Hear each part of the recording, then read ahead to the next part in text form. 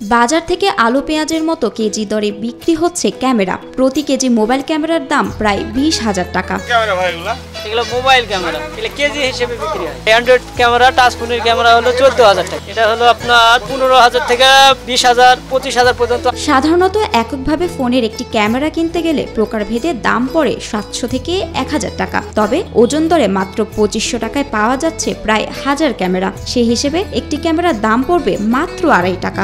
100 গ্রাম ক্যামেরার দাম 2500 টাকা। দোকানে গেলে অনেক টাকা লাগে। 100 গ্রামে আপনার 1000 পিস ক্যামেরা পাবে। একবারে অনেক সস্তা, এত কম দামে কোনো পাবে না। দেশের আনাচে কানাচে থেকে অ্যান্ড্রয়েড ফোন, বাটন ফোন সহ সব ধরনের ফোনের বিচ্ছিন্ন ক্যামেরার পাহাড় জমা হয় সুজন মণ্ডলের কাছে। বস্তা বস্তা ফোন মেলে সুজনের আস্তানায়। এরপরই কাজে লেগে পড়েন মোবাইল থেকে পাওয়া রত্নের খোঁজে। স্ক্রুড্রাইভার দিয়ে চোখের নিমেষেই খুলে ফেলেন একের পর এক ফোন। আলাদা করা হয় ফোনের ক্যামেরা, ডিসপ্লে, মাদারবোর্ড সহ যাবতীয় জিনিস। দিনে বিক্রি হয় শত শত কেজি। মোবাইলের ক্যামেরা দেখছেন, এবার ডিসপ্লে বিক্রি হয় 100 টাকা কেজি বাটনে। আর টাচ যেগুলো ওগুলো হলো আপনার 25 টাকা কেজি। মোবাইল ভাঙ্গা না হলো আপনার 200-250 কেজি পর্যন্ত হয়। প্রতিদিন কমপক্ষে আপনার 1,500, 2,000 পিস মোবাইল আমরা ভাঙি করি। 15 থেকে 25,000 টাকা কেজিতে কেনা মোবাইল ক্যামেরা থেকে 500 পর্যন্ত লাভ হয় বলে জানান সুজন মণ্ডল। 15,000 টাকা কেজি মিস, কেজিকে 200, 300, 500 পর্যন্ত লাভ হয়।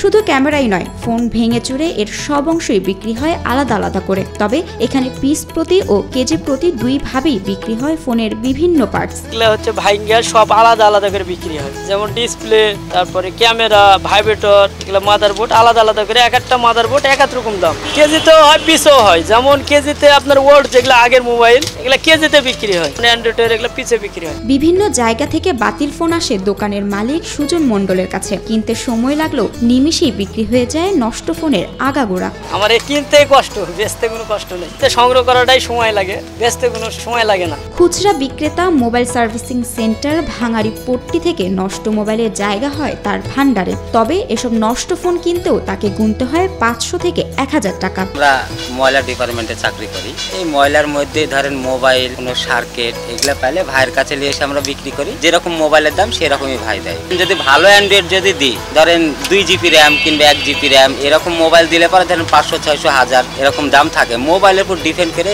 দাম হয়। রাজশাহী নগরীর শিরোইল কলোনির 1 নম্বর গলির মোড়ে এভাবেই মোবাইলের বিভিন্ন অংশ ক্রয় বিক্রয় করেন সুজন মণ্ডল। মেসার্স আব্দুল্লাহ এন্টারপ্রাইজ নামের দোকানে বাজার থেকে কয়েক গুণ সস্তায় মোবাইলের বিভিন্ন পার্টস বিক্রি করেন তিনি।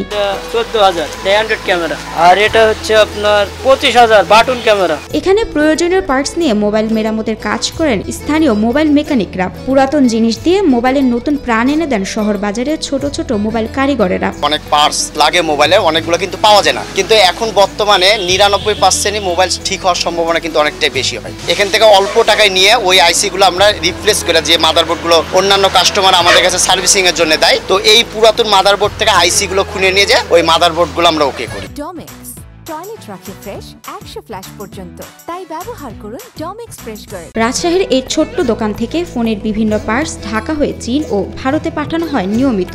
এটা ঢাকাতে বিক্রি হয়, ঢাকা থেকে আবার চায়না নিয়ে যায়।